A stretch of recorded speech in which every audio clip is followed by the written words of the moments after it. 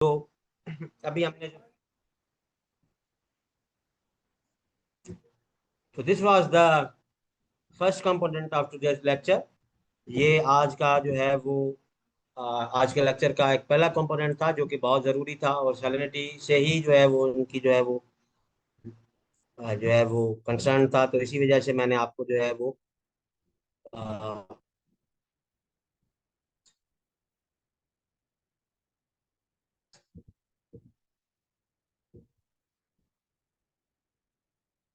Okay. सो आज के lecture का जो हमारा दूसरा कंपोनेंट है जो हमें डिस्कस करना है वो है फर्टिलाइजर एप्लीकेशन टेक्निक्स। ठीक है। आई डोंट नो कि ये मुझसे जो है वो कैसे मिस हो गया था, क्योंकि ये फर्टिलाइजर के बाद ही मुझे डिस्कस करना था, लेकिन इट्स नॉट द लेट, ये इतनी जो है वो लेट नहीं है।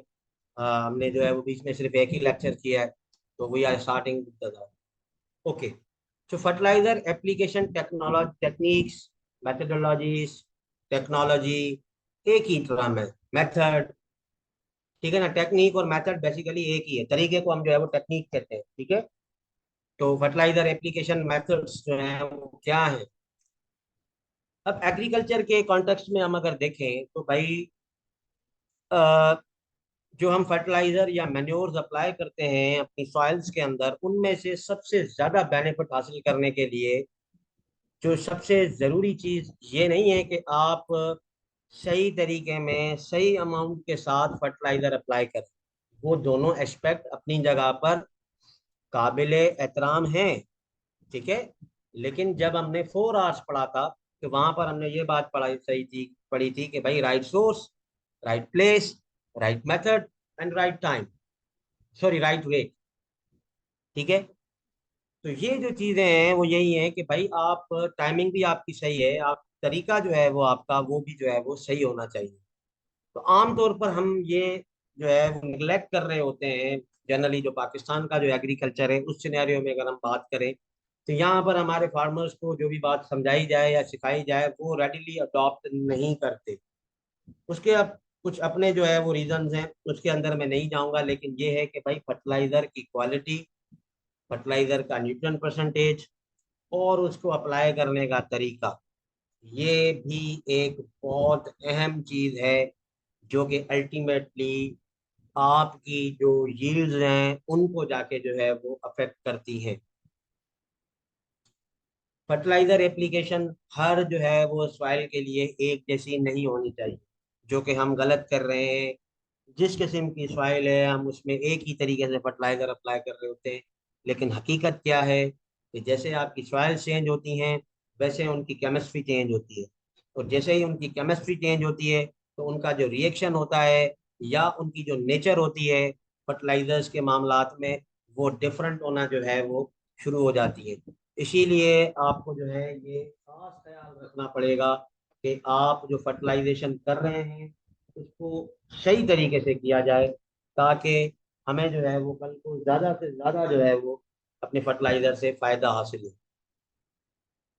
आपके जो मेथड की सिलेक्शन है और टाइप जो है फर्टिलाइजर अप्लाई करने की, ठीक है, टाइम जो है वो फर्टिलाइजर अप्लाई करने का, वो किन चीजों पर डिपेंडेंट होता है। देखिए, जब कभी भी हम फर्टिलाइजर अप्लाई करते हैं तो हमारे पास जो है वो 2 से 3 चीजें हम जो है वो देख रहे होते हैं कि भाई फॉर्म क्या है। ठीक है।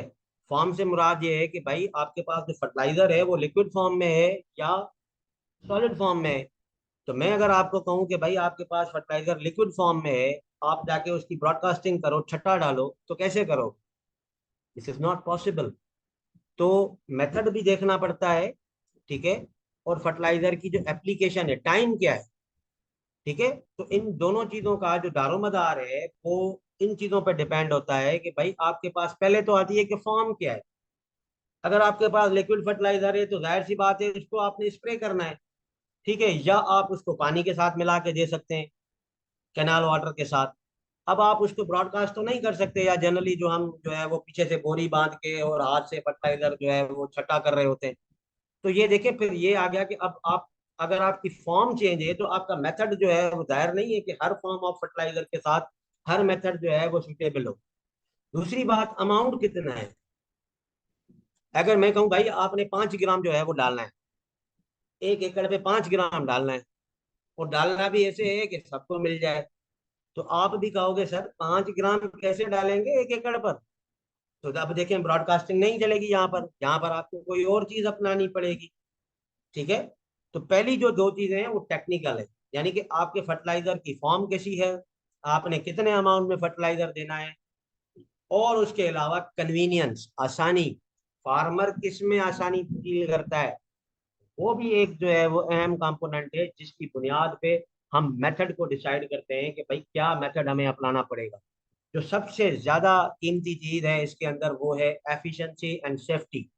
ठीक है, कि आपकी इस तरकीब से फर्टिलाइजर देने से आपका फर्टिलाइजर कितना एफिशिएंटली यूटिलाइज करेंगे प्लांट्स, और इसकी कितनी सेफ्टी है। सेफ्टी का कंपोनेंट पाकिस्तान में तो है ही नहीं, हम जहर स्प्रे कर रहे होते हैं, ठीक है, बगैर किसी मास्क के, बगैर किसी प्रोटेक्टिव गियर्स के साथ।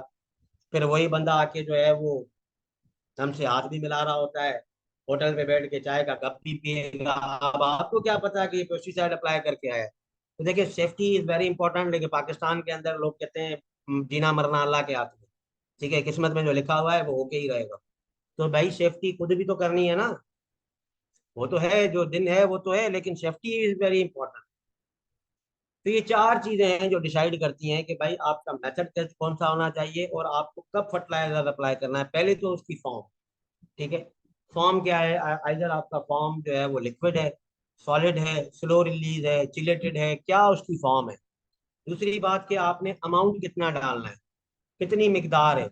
आपने डालना ½ किलो है, जगह 1 एकड़ की है, कितना ब्रॉडकास्ट करोगे, एक एक दाना तो नहीं फेंकोगे एक एक पौधे के ऊपर। और दूसरी बात कि भाई कन्वीनियंस, आसानी किसने फील कर रहा है, आपका फार्मर। तो इन तीन चार चीजों की ब्याह पर जो है वो हम ये डिसाइड करते हैं कि भाई हमें कौन से मेथड के साथ जाना चाहिए। अब इस तस्वीर में आप देखें, ये it this is one of the most commonly used and most widely used fertiliser application technique. ठीक है, जिसमें हम क्या करते हैं, हम ब्रॉडकास्ट करते हैं, और इस टेक्निक को कहते हैं ब्रॉडकास्टिंग। छट्टा लगाना, सिंधी में पाने के जाना नहीं, छटरो करण, उर्दू में इसको हम कहते हैं कि भाई छट्टा लगाओ। So this is known as the broadcasting technique. ऐसे नहीं है कि ये गलत है, अगर ये गलत होती तो मैं आपको पढ़ाता ही नहीं। ठीक है, लेकिन इसके कुछ मेरिट्स एंड डीमेरिट्स अपनी जगह पर हैं। इसके फायदे भी हैं तो फिर इसके नुकसान भी हैं, हम उनको भी जो है वो देखेंगे कि भाई क्या होता है। ब्रॉडकास्टिंग का मतलब ये है कि फर्टिलाइजर को अप्लाई करना with the help of hand. ठीक है, आपने ब्रॉडकास्टिंग देखी होगी, लोग क्या करते हैं, इसके पास तो जैसे भाई के पास बकेट है, पाकिस्तान में हम बकेट भी नहीं लेते। वो बंदा क्या करता है, अपने जो है ना वो कंधे के साथ जो है वो फर्टिलाइजर, पहले तो उसको फाड़ते हैं ना, ठीक है, उसको जो है वो उसकी जो बोरी होती है उसको आधा आधा करते हैं, फिर उसको पता नहीं किस तरीके से बनाते हैं। और ये जो आपका अंडर आर्म जो रीजन है, यहाँ पर जो है वो उसका फर्टिलाइजर का जो बैग है वो पड़ा होता है, उसमें से लपा मुकाता है, मुट्ठी भरता है, and then he use to throw it away. जैसे हम बॉल थ्रो फेंकते हैं क्रिकेट के अंदर, वैसे ही ये बंदा क्या करता है, इसको जो है वो फेंकता जाता है। तो ऐसी टेक्निक जिसके अंदर आपके पूरे खेत के अंदर फर्टिलाइजर को स्प्रेड किया जाए, ऐसी टेक्निक को हम कहते हैं ब्रॉडकास्टिंग। ठीक है, अब ब्रॉडकास्टिंग जो है उसके दो टाइप्स है। ठीक है, एक ब्रॉडकास्टिंग ऐसी है जो कि हम खड़ी फसल में कर रहे होते हैं। ठीक है, यानी कि जब हमारा फसल भी हो और उसके अंदर से चल के, जैसे ये भाई कर रहा है, अगर आप इस तस्वीर को गौर से देखें तो ये राइस है, और ये देखें इसको फर्टिलाइजर दे रहा है, अभी हाथ से जो छट्टा फेंक रहा है, तो फेंकते हुए इसकी तस्वीर निकाली गई है। तो टाइम जो है फर्टिलाइजर एप्लीकेशन का जो टाइम है, उसकी ब्याह पर हमने क्या कर दिया है, ब्रॉडकास्टिंग को दो डिविजन्स में जो है वो तकसीम कर दिया है। यानी कि ब्रॉडकास्टिंग की दो टाइप्स है, एक होती है खड़ी फसल के अंदर ब्रॉडकास्टिंग एट प्लांटिंग, एंड दूसरी होती है टॉप ड्रेसिंग। ठीक है, अब इन दोनों को हम अलग अलग करके पढ़ेंगे। पहला जो इसका टाइम है वो है ब्रॉडकास्टिंग एट प्लांटिंग। ठीक है, इसमें क्या होता है कि जब आपकी जमीन की तैयारी की जाती है, या जब आपने हल चला दिया हुआ होता है, सीड जो है वो अभी आपने जो है वो सो किया हुआ होता है, तो उस टाइम पर अगर ड्यूरिंग द लैंड प्रिपरेशन, यानी कि अभी आपकी जर्मिनेशन नहीं हुई, आपके पौधे नहीं निकले हैं, उस वक्त अगर आप अपने हाथ से ब्रॉडकास्ट करते हैं तो उसको हम कहते हैं ब्रॉडकास्टिंग एट प्लांटिंग। यानी कि प्लांटिंग से पहले या प्लांटिंग के दौरान, सीड को लगाते हुए या सीड लगाने से पहले अगर हाथ से छटा किया जाए पूरी जमीन के ऊपर फर्टिलाइजर का, तो ऐसी फर्टिलाइजेशन को कहा जाता है ब्रॉडकास्टिंग एट प्लांटिंग। अब इस तस्वीर में आप देखें, जमीन बनी हुई है, रिजिज उन्होंने बना लिए हैं, लेकिन इसके अंदर कोई भी यहाँ पर आपको क्रॉप नजर नहीं आ रही। इसका मतलब ये है कि ये जमीन की तैयारी के वक्त जो है वो काम किया जा रहा है, इसीलिए इनको कहा जाएगा broadcasting at the time of planting. दूसरी होती है टॉप ड्रेसिंग। टॉप ड्रेसिंग का मतलब ये है कि भाई फसल फर्टिलाइजर का छटरा लगाना इन द स्टैंडिंग क्रॉप। ये जैसे कि जब आप खड़ी फसल के अंदर चल के फसल को जो है वो छटरे की मदद से जो है वो दे रहे होते हैं, तो उसको हम कहते हैं टॉप ड्रेसिंग। अब ये ब्रॉडकास्टिंग और टॉप ड्रेसिंग प्रैक्टिकली एक ही है, एक ही कैटेगरी की है, लेकिन इनका जो टाइम ऑफ एप्लीकेशन है वो चेंज है। जब आप खाली जमीन में या जमीन की तैयारी के दौरान छटा लगाएं, जब क्रॉप्स ना निकली हुई हो या सीड की जो जर्मिनेशन है वो ना हुई हुई हो, तो उसको हम कहते हैं ब्रॉडकास्टिंग। जब आप खड़ी फसल के अंदर जो है वो पौधे को जो है वो फर्टिलाइजर प्रोवाइड कर रहे हैं with the help of hand, तो उसको हम कहते हैं टॉप ड्रेसिंग। अभी टॉप ड्रेसिंग आप लोगों ने बहुत सुना होगा, लेकिन शायद आप आज इसका जो है वो फर्क जो है वो आपको समझ आया है कि भाई ये क्या चीज होती है। अब pros and cons of broadcasting. ठीक है, बहुत सारे लोग इसमें प्रोज का मतलब होता है अच्छाइयाँ, कॉन्स का मतलब होता है बुराइयां, कि भाई ब्रॉडकास्टिंग के क्या फवायद हैं और क्या उसके नुकसानात है। हम दोनों को डिस्कस करेंगे। देखें, कोई भी चीज होती है, अगर उसमें अच्छाई है तो फिर उसमें बुराई भी होगी, और अगर कोई चीज बुरी है तो फिर इसका मतलब ये नहीं है कि वो बुरी है, उसमें कोई ना कोई अच्छाई भी होगी। तो ब्रॉडकास्टिंग के मामलात में हम देखते हैं कि क्या जो है ना वो चीजें जो है वो है। अब सबसे पहले हम डिस्कस करेंगे प्रोज यानी कि एडवांटेजेस, कि ब्रॉडकास्टिंग में हमें क्या फायदे मिलते हैं। पहले सबसे आसान जो है वो ये है कि भाई इसको इस मेथड के जरिए फर्टिलाइजर को अप्लाई करना आसान है। इसमें कोई टेक्निकल साइंस इन्वॉल्व नहीं है, ठीक है, इसमें कोई मशीनरी आपको नहीं चाहिए, इसमें कोई टेक्निकल आपको इंस्ट्रूमेंट नहीं चाहिए। सिंपल आपने क्या करना है, एक बैग जो है वो अपने कंधे से बांधना है, उसमें फर्टिलाइजर पकड़ना है, चलते जाना है, फेंकते जाना है। ठीक है, सिर्फ आपको क्या करना है कि आपकी जो है वो अंडरस्टैंडिंग सही होनी चाहिए। मैं अगर कल को जाके अगर ब्रॉडकास्टिंग करूंगा तो मैं तो बेड़ा गर्क कर दूंगा, ये प्रैक्टिस से होता है। ठीक है, आपने अगर किसी फार्मर को देखा हो तो वो ऐसे तरीके से फेंकते हैं तो उनकी दूर दूर तक जो है वो फर्टिलाइजर की जो है वो थ्रो जाती है। तो पहला जो फायदा है ब्रॉडकास्टिंग का, जिसकी वजह से पूरी दुनिया के अंदर जो फार्मर्स हैं वो इसको पसंद करते हैं, वो यही है कि भाई इसको अप्लाई करना आसान है। इस मेथड के साथ फर्टिलाइजर को अप्लाई करना बहुत इजी है। It's very easy to apply fertiliser with this source. ठीक है, तो पहला जो इसका फायदा है सबसे, वो यही है कि भाई इसकी एप्लीकेशन आसान है। दूसरा, ये कॉस्ट इफेक्टिव है। कॉस्ट इफेक्टिव का मतलब क्या है कि इसमें क्योंकि कोई मशीनरी इन्वॉल्व नहीं होती, आपको कोई जो है ना वो एक्सपर्ट नहीं बुलाना पड़ता, ठीक है ना, कोई टेक्निकल बंदा आपको नहीं रखना पड़ता कि भाई आपका काम है कि आप सिर्फ फर्टिलाइज ब्रॉडकास्टिंग करोगे, ऐसे नहीं है। इसमें कोई रॉकेट साइंस है ही नहीं। ठीक है, तो जब रॉकेट साइंस नहीं है तो ये फिर कॉस्ट इफेक्टिव बन जाता है, और जनरली ये बहुत ज्यादा एरिया को बहुत कम टाइम में आप इससे कवर कर सकते हैं, क्योंकि आपने सिर्फ चलना है, ठीक है ना, टांगों से आपने चलना है और अपने हाथों से फर्टिलाइजर जो है वो अप्लाई करना है। तो दूसरी जो है वो जो इसका बेनिफिट है वो कॉस्ट इफेक्टिव है। कॉस्ट इफेक्टिव दो जो है ना वो साइड से ये कॉस्ट इफेक्टिव है। एक तो ये है कि इसमें कोई टेक्निकल चीज इन्वॉल्व नहीं है, आपको कोई मशीन नहीं खरीदनी पड़ती, कोई स्प्रेयर नहीं खरीदना पड़ता, कोई आपको इंस्ट्रूमेंट खरीदना नहीं पड़ता, ठीक है ना, एक आम आम सा बंदा भी जो है वो इसको कर सकता है। दूसरा ये है कि अगर कोई मशीन किसी चीज को 1 मिनट में करती है तो ये आप 1 मिनट में पता नहीं कहाँ चले जाएंगे।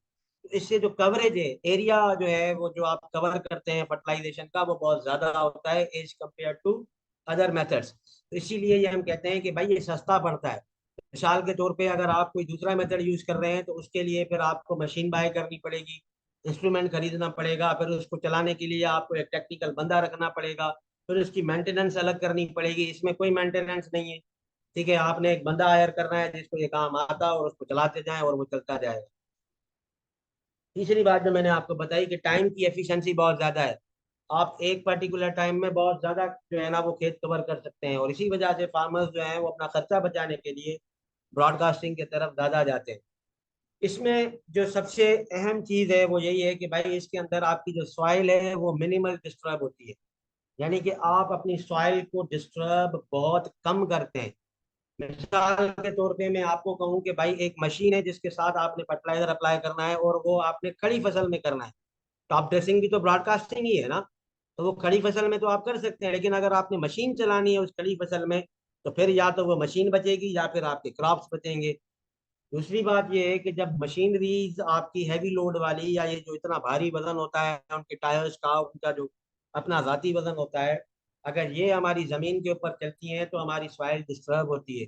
सॉइल के जो छोटे छोटे पोर्स हैं, सॉरी पार्टिकल्स हैं, वो टूटते हैं, बिखर जाते हैं और अल्टीमेटली जाके आपका जो पोर स्पेस है या पोर्स हैं उनको जाके बंद कर देते हैं। आपके पोर्स क्लॉग हो जाते हैं और इससे क्या होता है कि पुअर एरेशन बन जाती है और अल्टीमेटली आपकी जो सॉइल है वो कॉम्पैक्ट भरना जो है वो शुरू हो जाते हैं। यहाँ पर एक मैं चीज डिस्कस करूंगा, यही वजह है कि हम मिनिमल या जीरो टिलेज की तरफ आजकल जा रहे हैं कि भाई टिलेज कम से कम करो। अभी क्यों लॉन्च हुआ था, क्यों साइंटिस्ट ने इस बात को जो है वो लेकर आए थे, वो इसी वजह से ही लेकर आए थे कि भाई जितनी आप टिलेज कम करोगे इसका मतलब ये है कि उतना आप ये ट्रैक्टर हल वगैरह अपनी जमीन में कम चलाओगे। क्योंकि देखिए ट्रैक्टर का एक लोड होता है। अब वो ट्रैक्टर चलेगा तो आपके क्लॉड्स टूटेंगे, जो ब्लॉकी टाइप का जो स्ट्रक्चर है ना पाकिस्तानी सॉइल्स का, वो ब्लॉक्स आपके टूट जाएंगे। जब वो बड़े बड़े से जो गड़े होते हैं जमीन के अंदर या जो मट्टी वाले ये जो पत्थर होते हैं, आई डोंट नो उर्दू में आप इनको क्या बोलते हैं, सिंधी में पढ़ेंगे ना भितर। तो मिट्टी जो भितर हूंदो आहे ऐं हू जेको रेती वारो हूंदो आहे वो पत्थर हूंदो आहे। तो ये जो भितर होते हैं या ये जो क्लॉड्स होते हैं आपके, ये क्रश हो जाते हैं। जब आपके क्लॉड्स क्रश होंगे तो इसके जो पार्टिकल्स हैं, छोटे छोटे फाइन पार्टिकल्स, वो जाके आपके पोर्स में जाएंगे। तो जितनी मशीनरी ज्यादा आपकी सॉइल के ऊपर चलेगी उतना आपकी सॉइल का स्ट्रक्चर डिस्टर्ब होगा और उतनी आपकी सॉइल खुद भी डिस्टर्ब होगी। चूंकि इसमें एक बंदा है, वो पैदल चलता है, इसमें कोई मशीनरी इन्वॉल्व नहीं है, तो इस मेथड के अंदर जो है वो जो डिस्टरबेंस है सॉइल की वो बहुत कम होती है। Eight the end of the जो है वो यही है कि भाई reduce the risk of crop damage. इसमें क्रॉप डैमेज होने का जो रिस्क है वो बहुत कम है। अगर आप मशीन चलाओगे तो कहीं ना कहीं से वो मशीन आपके पौधों पे चढ़ी जाएगी। दूसरी बात ये है कि इसमें तो कुछ करना ही नहीं है, बंदा है सिर्फ, उसको अपने चलने के लिए आसान सा रास्ता चाहिए। तो ये इसके जो है वो 5 एडवांटेजेस हैं जिसकी वजह से इसको पूरी दुनिया के अंदर, में पाकिस्तान की बात नहीं कर रहा लेकिन पूरी दुनिया के अंदर जो है वो सबसे जो है वो अहम जो है वो फर्टिलाइजेशन टेक्निक माना जाता है। और आज तक दुनिया जाके चांद पे पहुंची, दुनिया के इंडिया भी पहुंच गई है बराबर में। तो ये भी जो है वो उसको जो है वो मद्देनजर रखते हुए लोग इसको ज्यादा जो है वो प्रेफरेंस देते हैं। अब हम बात करेंगे इसके कॉन्स की, यानी कि डिसएडवांटेज, इसके नुकसानात क्या हैं। ये अल्टीमेटली क्या होता है कि फार्मर नजरअंदाज कर देता है। ठीक है, वो प्रोस को तो देख रहा है लेकिन इसके साथ जो अटैच्ड जो है वो नुकसानात हैं वो फार्मर नहीं देख रहा होता, और वही उसकी सबसे बड़ी गलती होती है। सबसे पहली बात, न्यूट्रिएंट का लॉस होना।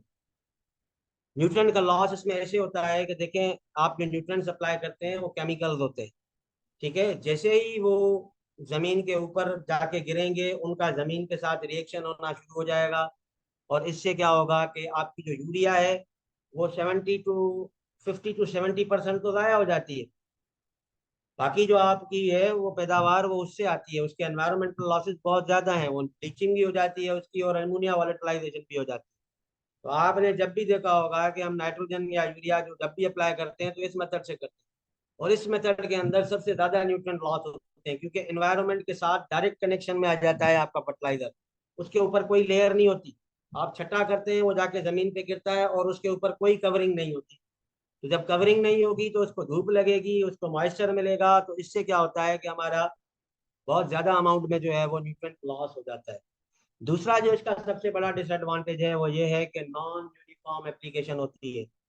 नॉन यूनिफॉर्म एप्लीकेशन का मतलब ये है कि हर जगह पर एक जितना फर्टिलाइजर नहीं पहुंचता। उसने कहीं पर ज्यादा तेज फेंक दिया कहीं पर ज्यादा हल्का करके फेंक दिया, कहीं पर मुट्ठी ज्यादा भरी होगी, कहीं पर मुट्ठी बिल्कुल कम भरी होगी। इससे क्या होता है कि कहीं पर फर्टिलाइजर पहुंचता ही नहीं है और कहीं कहीं पर बहुत ज्यादा पहुंच जाता है। तो ब्रॉडकास्टिंग का या ब्रॉडकास्टिंग का जो सबसे बड़ा नुकसान है वो ये है कि भाई इसके अंदर जो फर्टिलाइजर की जो एप्लीकेशन है वो यकसा नहीं है, हर जगह पर या हर पौधे को एक जैसा नहीं मिलता। अब ये उसकी टेक्निक पे डिपेंड करता है कि वो कैसे फेंकता है। वो पहले जब सुबह आया था तो तगड़ा था, 2 पराठे उसने खाए हुए थे, चाय भी मंड के जो है वो नाश्ता करके आया था, तब उसके अंदर ताकत थी। वो जल्दी जल्दी से किए जा रहा था। जब वो थकेगा तो अब उसके तो घर से कुछ नहीं जा रहा ना, उसने क्या कर दिया, एक जगह मिस कर दी। ठीक है, फिर जो किया उसकी इतनी स्पीड नहीं थी। तो बाज़ औक़ात ब्रॉडकास्टिंग में ये होता है कि बहुत सारे पेचेस आपकी जमीन के ऐसे हैं जो रह जाते हैं जहां पर कोई फर्टिलाइजर पहुंचता ही नहीं है। ये इसका सबसे बड़ा जो है वो डिसएडवांटेज है ब्रॉडकास्टिंग का। छट्टा करने से यही नुकसान होता है कि एक जगह पर बहुत ज्यादा पहुंच जाती है चीजें और एक जगह पर बिल्कुल भी नहीं पहुंचती। तो जहां पर ज्यादा पहुंच जाती है वहां पर भी यही नुकसान हो सकता है कि हो सकता है कि न्यूट्रन ज्यादा होने से आपके प्लांट्स जल जाएं, और जहां पर पहुंची ही नहीं है वहां पर तो वैसे ही जलना है उन लोगों को। तीसरी जो बात है वो डिपेंडेंस ऑन वेदर है। अगर बारिश हो गई तो गीली जमीन में तो आप चल ही नहीं सकते, और पौधे को जब जरूरत है आपकी जो है वो फर्टिलाइजर की, तो उस टाइम पे आप क्या करेंगे। और दूसरी बात, अगर बारिश हो भी रही है तब भी आप नहीं कर सकते, आपका जितना भी फर्टिलाइजर है वो रन ऑफ में जो है या एरोजन के जरिए जो है वो बाहर चला जाएगा। तो वेदर बड़ा डिपेंड करता है। ठीक है, हम लोग यही कहते हैं कि भाई गप में दो। अब गप में देने का मकसद ही यही है कि जमीन आपकी बिल्कुल सूखी भी ना हो और बिल्कुल गीली भी ना हो।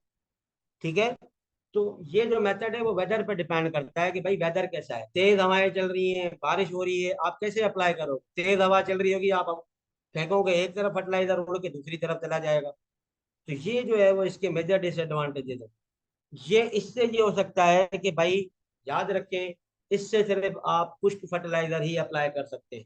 ब्रॉडकास्टिंग में आप लिक्विड फर्टिलाइजर को यूज नहीं कर सकते। आप कैसे उसको करो, लिक्विड फर्टिलाइजर इस टेक्निक से यूज नहीं होगा, क्योंकि आजकल हम ये देख रहे हैं कि मार्केट में अब ड्राई फर्टिलाइजर्स कम होना शुरू हो गए। ठीक है, अब लोग लिक्विड की तरफ जा रहे हैं, उनकी एफिशिएंसी बहुत ज्यादा है। एक बोतल में जहां पर आपको 2 बोरियां देनी पड़ती है वहां पर 1 या 2 बोतल में से आपका काम हो जाता है। तो देखिए ये लिमिटेशन है इसकी, ये इसकी रुकावट है कि भाई इससे सिर्फ आप ड्राई फर्टिलाइजर यूज कर सकते हो। अगर आप ड्राई कर रहे हो तब तो वेल एंड गुड है। अगर आपने जो है वो वेट की तरफ जाए या लिक्विड फॉर्म में चले गए तो फिर ये होगा। इसमें क्या होता है, चूंकि पूरी की पूरी जमीन के ऊपर जो है कहीं पर ज्यादा कहीं पर कम हो जाता है फर्टिलाइजर की एप्लीकेशन, तो इससे वीड्स की जो इमरजेंसी है वो बहुत ज्यादा हो जाती है। क्योंकि ये जमीन पे गिरते हैं, वहां पर वीड्स के वैसे ही डॉर्मेंट सीड्स मौजूद होते हैं, तो इससे हमें यही नुकसान होता है सबसे बड़ा इस मेथड में, कि हमारे पास जो वीड्स की जो इमरजेंसी है वो बहुत ज्यादा हो जाती है। तो ये 1 2 3 4 5 जो है वो ये है कि सबसे पहले तो इसमें न्यूट्रिएंट लॉसेस ज्यादा होते हैं। उसके बाद एक जैसी एप्लीकेशन नहीं होती, कहीं पर ज्यादा चला जाता है, कहीं पर कम चला जाता है। ये वेदर डिपेंडेंट होता है, आप बारिश में नहीं कर सकते, तेज हवाओं में नहीं कर सकते, खुश्क जमीन में नहीं कर सकते, गीली जमीन में नहीं कर सकते। ठीक है, गप जब हो जाती है, बहुत गीली हो जाती है, पानी खड़ा हुआ है, आप चल ही नहीं पाओगे तो कैसे अप्लाई करोगे। ये मेथड सिर्फ हम ड्राई फर्टिलाइजर्स के लिए अप्लाई कर सकते हैं, लिक्विड के लिए नहीं कर सकते। और इस मेथड के अंदर जो वीड की इमरजेंसी है वो बहुत ज्यादा होती है। दूसरा जो तरीका है वो थोड़ा एफिशिएंट मेथड है जिसको हम कहते हैं बेंडिंग। ठीक है, बेंडिंग बेंडिंग जो है वो एक ऐसा मेथड है जिसमें हम क्या करते हैं, प्लांट की जो रूट जोन है उसके नजदीक या फिर उसके जो है वो ऊपर जो है ना वो हम फर्टिलाइजर के दाने रख देते हैं। ठीक है, बेंडिंग ये जैसे आप देख रहे हैं, ये जो रूट है आप थोड़ी सी जो है वो सॉइल को जो है वो ऊपर से हटाएंगे यहाँ से, और फर्टिलाइजर के आपने 2 दाने रखने, 3 दाने रखने, 4 दाने रखने, वो आप इसके अंदर रख के इसको ऊपर से कवर कर देंगे। अब इस कवर करने का फायदा क्या होता है, एक तो इसको डायरेक्ट धूप नहीं लगती, दूसरा ये कि इसके एनवायरमेंटल लॉसेस कम हो जाते हैं। ठीक है, विद इन और नियर द रूट जोन, या तो आप रूट के बिल्कुल करीब रखोगे या जो रूट जोन है इसके जो है ना वो कम नजदीक रखेंगे। तो बेंडिंग जो है वो एक ऐसा मेथड है जिसके जरिए हम क्या करते हैं कि अपने हाथ से थोड़ी सी ऊपर से जो है वो सॉइल को हटा के, मट्टी को हटा के, उसके अंदर 2 या 3 दाने, 4 दाने, जितना भी फर्टिलाइजर आपने रखना है उतना जो है ना वो रख देते हैं, फिर उसको कवर कर देते हैं। इससे क्या होता है कि न्यूट्रिएंट के जो लॉसेज हैं वो कम हो जाते हैं। इन्वायरमेंटल जो लॉसेज हैं, उसको धूप नहीं लगती, उसको डायरेक्ट हवा नहीं लगती, उसका जो रिएक्शन टाइम है वो उतना ही रहता है जितना उसका रहना चाहिए, और हाई एफिशिएंसी होती है। ठीक है, हाई एफिशिएंसी से मुराद ये है कि प्लांट जो है वो रूट जोन से जो है ना वो अपने न्यूट्रिएंट्स उठाता है। ठीक है, अब हमने अगर रूट के दरमियान, हमने अगर, sorry let me check, okay, so I will take your questions in the end, sorry to say. आप ये लिख लें किसी कॉपी के ऊपर, I will take at the end. ठीक है, तो अब ये देखें कि इसके अंदर अपटेक एफिशिएंसी बहुत ज्यादा है, क्योंकि हमने रूट के बिल्कुल नजदीक दे दिया है। जैसे ये फर्टिलाइजर जो है वो सॉल्युबलाइज होगा, आपका जो न्यूट्रिएंट है वो रूट्स के बिल्कुल करीब पड़ा हुआ है, जैसे ही इसमें से न्यूट्रिएंट्स निकलेंगे प्लांट उठाएगा। और जिस प्लांट को हम ये बेंडिंग के जरिए फर्टिलाइजर देते हैं उसको हम कहते हैं कि ये इसको बैंडेड किया गया है। ठीक है, यानी कि इसके अंदर बैंडिंग की गई है। ठीक है, फास्फोरस जो है, क्योंकि उसके जो लॉसेज हैं वो बहुत ज्यादा हैं, आमतौर पर हम ये कहते हैं कि भाई जो फॉस्फेटिक फर्टिलाइजर है उसकी आप अगर जो है वो बैंडिंग करें, लेकिन डीएपी की आप नहीं कर सकते। DAP is very slow releasing fertiliser. ठीक है, एनपी वगैरह जब आप करते हैं तो उसके लिए ये रिकमेंड किया जाता है कि आप जो है वो बैंडिंग दें। ठीक है, ये मेथड जो है वो डिजाइन ही इसलिए किया गया है कि भाई न्यूट्रिएंट की अपटेक को बेहतर से बेहतर बनाया जाए, और उसको न्यूट्रिएंट्स को उस जोन के अंदर या उस जगह के अंदर, यानी कि ये जो रूट जोन है या जहां पर आपकी रूट है प्लांट की, उसके नजदीक दिया जाए, ताकि वहां से वो ज्यादा से ज्यादा अवेलेबल हो प्लांट को। अब हम आमतौर पर क्या करते हैं, जब हम ब्रॉडकास्ट करते हैं तो न्यूट्रिएंट गिरता है यहाँ पर, यहाँ गिरेगा, यहाँ गिरेगा, यहाँ गिरेगा, यहाँ गिरेगा, आधे से ज्यादा न्यूट्रिएंट बुखारात की शक्ल में उड़ गया। फिर ये न्यूट्रिएंट यहाँ से रिलीज होके अब जहां तक पहुंचते पहुंचते इसकी आधी जो है वो एफिशिएंसी फिक्स हो जाएगी या जाया हो जाएगा, बहुत कम यहाँ तक पहुंचेगा। पर अगर हम बेंडिंग करते हैं तो बेंडिंग का सबसे बड़ा फायदा ये होता है कि हम रूट जोन के बिल्कुल करीब जो है ना वो फर्टिलाइजर को रख देते हैं। यानी कि जैसे जैसे ये फर्टिलाइजर हल पनीर होगा, वैसे वैसे ये फर्टिलाइजर जो है वो आपके प्लांट्स को जो है वो फर्टिलाइजर जो न्यूट्रिएंट्स जो हैं वो अवेलेबल होना शुरू हो जाएंगे। ठीक है, इसके अंदर लॉसेस बहुत कम है। अब मिसाल के तौर पे आपने जो है वो यहाँ पर बेंडिंग कर दी, ठीक है, फर्टिलाइजर नीचे, पानी आया, थोड़ी सी बारिश हुई, वो यहाँ से ये वाली जो सॉइल है ये उड़ा के ले गया, तो आपका फर्टिलाइजर तो बच गया ना। ये मैं देखें, ये मैं जो कर्सर आप मेरा जो है ना वो इसको देखें, यहाँ पर मैं आपको कुछ समझा रहा हूँ कि अगर हम सरफेस एप्लीकेशन करते हैं या ब्रॉडकास्टिंग करते हैं, उसमें फर्टिलाइजर यहाँ पर पड़ा हुआ होता है, हमने आज दे दिया, कल को क्या हुआ कि बारिश हो गई, और वो बारिश इतनी हुई कि ये पानी बह गया। ये पानी नहीं बहेगा सिर्फ, जहां से आपकी थोड़ी सी जमीन भी इरोड होके चली जाएगी, उससे क्या होगा कि जो फर्टिलाइजर यहाँ पर पड़ा हुआ था वो भी चला गया। बेंडिंग क्योंकि नीचे की गई है, न्यूट्रिएंट के ऊपर कवर है वो इतना थोड़ा नीचे है, तो इससे क्या होता है कि लॉसेस जो हैं वो बहुत कम होते हैं। अब इसके भी एडवांटेजेस की बात कर लेते हैं कि भाई इससे क्या होता है, enhance nutrient efficiency. Nutrient efficiency से मुराद ये होता है कि जितना आप न्यूट्रिएंट देते हैं उसके मुकाबले में आपकी यील्ड कितनी आई है, ये होती है न्यूट्रिएंट की एफिशिएंसी। एफिशिएंसी का मतलब ये है कि कितना जो है वो न्यूट्रिएंट आपके प्लांट्स ने उठाया है। आपने तो 2 बोरियां दे दी, उस 2 बोरियों में से प्लांट को मिला ही कुल जो है वो 10%, तो क्या आपकी यील्ड बढ़ेगी? कभी भी नहीं बढ़ेगी। वो तो आपने फैक्टर ही नहीं लगाया कि भाई इरोजन हो गई, एनवायरमेंटल लॉसेस हो गए, और कोई चीजें हो गई, तो न्यूट्रिएंट की एफिशिएंसी यहाँ पर बहुत ज्यादा होती है। यानी कि जितनी मिकदार में आप दे रहे होते हैं अपने प्लांट्स को न्यूट्रिएंट्स, उसकी बहुत ज्यादा मिकदार जो है वो प्लांट्स अपटेक कर रहे होते हैं, इसके अंदर लॉसेस जो है ना वो कम होते हैं। इसके अंदर न्यूट्रिएंट के लॉसेस कम है, जैसे मैंने आपको बताया कि इरोजन हो गई, सरफेस रन ऑफ हो गया, पानी बहा कर ले गया, तो इस सिचुएशन में जो है वो ऐसी जो कंडीशंस हैं वो बहुत कम देखने को मिलती हैं। प्रिसीशन प्लेसमेंट है, इसका मतलब ये है कि पौधा जहां से न्यूट्रिएंट्स अपटेक करता है हम वहीं पर ही देते हैं। ठीक है, ऐसे नहीं है ब्रॉडकास्टिंग में ऐसा होता है कि उसके पत्ते पर न्यूट्रिएंट गिर गया, उसकी दूसरी जगह पर गिर गया। यहाँ पर ये है कि प्रिसीशन प्लेसमेंट है, आपने क्योंकि हाथ से दिया हुआ होता है, हाथ से नहीं होता, बैंड प्लेसर्स भी होते हैं, बैंडिंग आजकल तो इंस्ट्रूमेंट्स भी आ गए हैं जो बैंडिंग करते हैं, ठीक है।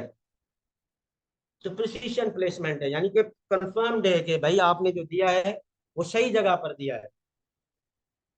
अब इसमें क्या होता है कि अडेप्टेबिलिटी टू वेरियस फर्टिलाइजर्स है, इसके अंदर आप बहुत सारे फर्टिलाइजर्स को जो है वो बैन कर सकते हैं। अगर आपको लिक्विड भी देना है तो लिक्विड की भी आप ये कर सकते हैं कि इसको जो है वो उसके ऊपर से जो है वो सॉल्युबलाइज करके और वो किसी तरीके से भी दे सकते हैं। अगली जो बात हम इसमें डिस्कस कर रहे हैं वो ये है कि भाई इस मेथड के डिसएडवांटेजेस क्या हैं, क्या ऐसी चीजें हैं जो इस मेथड को हम कहते हैं कि बुरा है।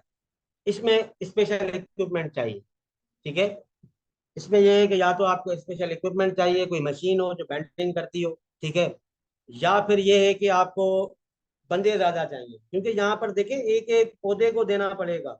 एक एक एकड़ में 50-50 60-60 हजार पौधे होते हैं, तो कितना टाइम लगेगा आप।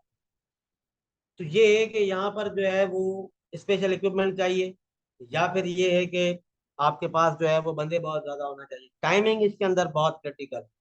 आप हर वक्त जो है ना वो बेंडिंग नहीं कर सकते। कभी कभार जो हमारी कुछ फसलें होती हैं वो इतनी घनी होती हैं कि उनमें पाँव रखना भी हमारे लिए बहुत मुसीबत हो जाती है। तो जो रिजिस के ऊपर कल्टीवेशन होती है, या जो रोज में अंदर हम रिज पे जो है वो कल्टीवेशन करते हैं, उस केस के अंदर ये बहुत एक अहम है। अगर आपने अगर रिजिस पे नहीं की, ऐसे ही ब्रॉडकास्ट किया था, छटा किया था सीड की, तो उस कंडीशन के अंदर ये जो आपकी जो टाइमिंग है वो बहुत क्रिटिकल हो जाती है। इसमें ये हो जाता है कि अगर आपने रूट के बिल्कुल नजदीक रख दिया है या रूट के ऊपर रख दिया है या ज्यादा मिकदार में रख दिया है, तो फिर ये हो जाएगा कि आपके क्रॉप को इंजरी हो सकती है। तो टेक्निकल एफिशिएंसी यहाँ पर ज्यादा है, वहां पर देखें टेक्निकल एफिशिएंसी नहीं थी। यहाँ पर आपको डिस्टेंस भी मेजर करना पड़ेगा कि भाई रूट इसकी कितनी गहरी जा सकती है, गहराई में कितनी जा सकती है, चौड़ाई में कितनी आ सकती है। तो जो दोनों चीजें आपको मद्देनजर रख के फिर उस हिसाब से फर्टिलाइजर प्लेस करना पड़ेगा, क्योंकि फर्टिलाइजर अगर आपने बिल्कुल रूट के ऊपर रख दिया तो वो आपकी रूट ही जला देगा, और अल्टीमेटली क्या होगा कि आपके जो प्लांट्स है वो भी जो है वो जल जाएंगे। तीसरा जो मेथड है वो है साइड ड्रेसिंग। अब side dressing it's very clear. Side dressing का मतलब ये है, एक थी टॉप ड्रेसिंग यानी कि ऊपर से देना, एक है साइड ड्रेसिंग। साइड ड्रेसिंग का मतलब है कि साइड्स में देना। तो ये एक ऐसा मेथड है फर्टिलाइजर अप्लाई करने का जिसमें हम क्या करते हैं कि खड़ी हुई फसल के अंदर हम रोज की जो है ना वो बीच में जो है ना वो डाल देते हैं। अब ये देखें, ये एक रो है बीच में, हमने क्या कर दिया है, इसको बीच में दे दिया है। अब ये क्या होगा, ये फर्टिलाइजर सॉल्युबलाइज हो जाएगा, ये इसको भी मिल जाएगा और इसको भी मिल जाएगा। तो ये जो प्लांट्स की जो साइड्स में फर्टिलाइजर रखा जाता है उसको हम कहते हैं साइड ड्रेसिंग। उसमें क्या था, हम रूट जोन में दे रहे थे। यहाँ पर अगर आप देखें तो यहाँ पर ये देखें हम रूट जोन में दे रहे हैं, ठीक है ना। उसको हाथ से हमने जो है ना वो रूट जोन के अंदर जाके रखा है, लेकिन साइड ड्रेसिंग में हम क्या कर रहे हैं, प्लांट्स की साइड्स में दे रहे हैं। देखें ये कितना दूर है, ये प्लांट यहाँ लगा हुआ है तो ये हमने यहाँ पर फर्टिलाइजर दिया। इसमें हम क्या कर देते हैं, रोज में जो है वो दे देते हैं, जो हमारे जो वाटर चैनल्स होते हैं या जो रोज बनी हुई होती हैं उनके बीच में जो है ना वो हम दे देते हैं। ये जो है वो प्लांट्स को खड़ी हुई फसल के दौरान इस मेथड के जरिए फर्टिलाइजर अप्लाई करना बहुत आसान है।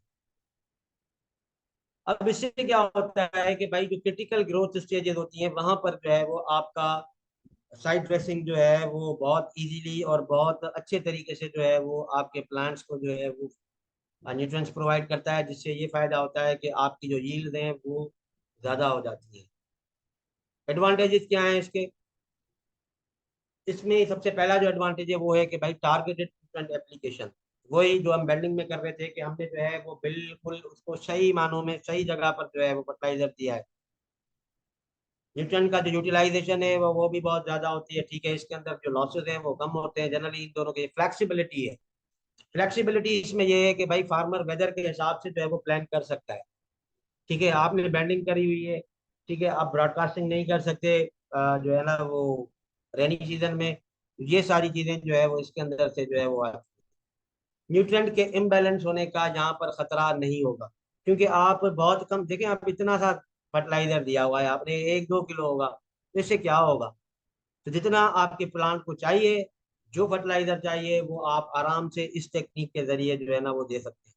डिसएडवांटेजेस भी होंगे, ये लेबर इंटेंसिव है। अगेन बेंडिंग की तरह ये भी, इसमें जो है ना वो लेबर आपको ज्यादा लगेगी, टाइम आपका ज्यादा लगेगा, आप छोटे छोटे से रो में चलते चलते यूं बिछाते जाएंगे, ठीक है।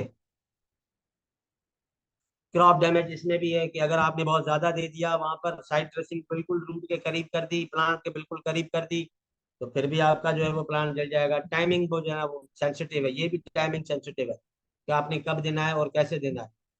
न्यूट्रिएंट की वेरिएबिलिटी जो है ना वो होती है। अब यहाँ पर मैं आपको एक बात बताता चलूं कि देखें, हमारी जो सॉइल्स हैं वो हर फुट के ऊपर हम ये कहते हैं कि आपने अगर अगला पाँव जो है वो एक जगह पर रखा हुआ है और जहां पर आपका पिछला पाँव है, तो आपके आगे वाले पाँव के नीचे